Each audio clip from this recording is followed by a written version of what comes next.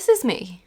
These are my old colleagues, and this is the Aylesbury Vale. Now, what does this have to do? What does this have to do? What does this have to do with anything? Well, a bit over a year ago, me and my colleagues were digging at a site in the Aylesbury Vale, and we thought to ourselves, there's a hill fort over there that we never get to actually see, so why don't we go for a little hike? And so we did. Now, just to give you a quick little bit of background. The Aylesbury Vale sits in central Buckinghamshire and is a plain which is overlooked from the south by the Chiltern Hills, which is where we hiked. Within it, there's a few towns, there's a few sites, there's the HS2 being built right through the middle of it, and it sits on a bed of clay that was laid there after or during the last ice age. Now, to give you some context, here is the map of the hike. It was 8 miles of round tripness. It was 3 hours that it took to actually walk it, and I felt very fit and healthy afterwards, if not almost dead. So, after driving all the way up to Coombe Hill, which was one of the main hills sitting overlooking the Aylesbury Vale, we began our descent. Now, Coombe Hill is the highest point in the Chiltern Hills. It rises 852 feet above sea level,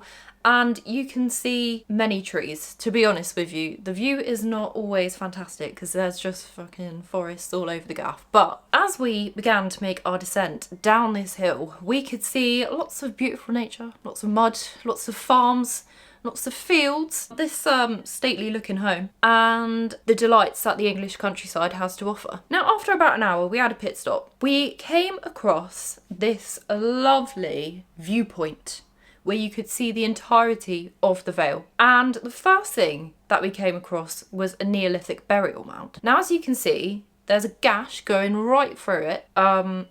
Grave robbers, what else can I say? People get desperate and they rob graves. I've quite literally done the same. And as a notice board, which we came across a few minutes later, had mentioned to us, at a construction date of 3600 BC. This was actually the oldest monument within the Aylesbury Vale. Nonetheless, we continued down this hill, and we ended up in what is known as Grangelands and the Rifle Range, which was essentially a piece of the countryside that was heavily used for training during World War II and other such times of battle for the British Home Guard to practice their rifle shooting. There was also several craters that I saw on the walk because people just blowing shit up constantly. They were like, yeah, that's a nice little molehill there. How about a bit of dynamite? Nonetheless, we were approaching one of our primary targets, and that was this Iron Age hill fort.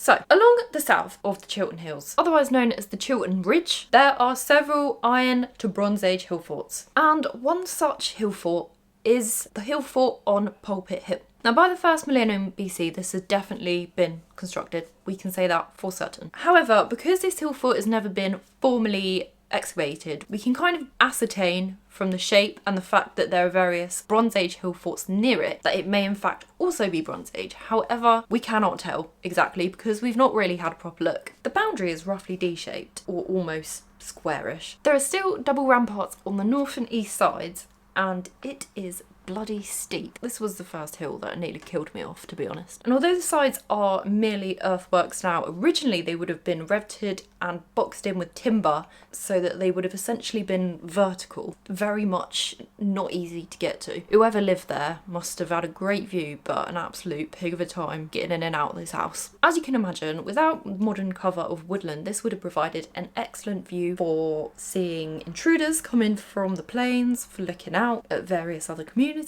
potential invaders, potential prey for hunting, and generally making sure that the kingdom was well looked after. Now, as we made our descent, we went into a little church that was about 3/4 of a mile away called St. Nicholas's Church. Now, it was very pretty. It was very much a little village situation. It was built in the 12th century, and it actually had a placard with all of the rectors from the 1200s right until pretty much the modern day. There was some lovely stained glass. We love to see that. And it's very much a place that my granny would love to visit. There were also loads of ladybirds. They were having a bit of an infestation on that day, it seems. We went through some paddocks, horse, and on our way back up to Coombe Hill, there was, funnily enough, a metal detectorist, which was quite ironic because this man did not know there was a group of archaeologists walking past him, but here we are. And we made our way up to our final monument, a memorial cross that was put up for the Buckinghamshire regiment that fought in the Boer War. Now this hill really was at a 70-degree angle. It was absolutely fucking awful.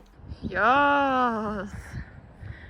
I was like, I am on my last legs, what else can I say? However, we made it up, and as soon as I'd collapsed on the floor, these ponies just appeared, and I thought, am I hallucinating? What's going on? But they were there raising awareness for autism. However, it does not stop there. I do apologise. Because we were going on the way to a museum. So if you remember at the beginning, I mentioned the fact that me and my old colleagues had been digging at a site in the Aylesbury Vale. Now at this site we found various Roman wells. There was a lot going on. I found this lovely Mesolithic blade randomly at the bottom of the bund as well, which was quite interesting, quite cool, quite random. And because at this site there was some very, very fun, fresh and funky Roman artefacts that were uncovered, they got to go into the Discover Bucks Museum that sits in the town of Aylesbury and was about a 20-minute drive. So we drove over to this museum, we paid our fees, we went in, we were greeted by a mass of old things and very, very old things. This museum pretty much took you on a time tour,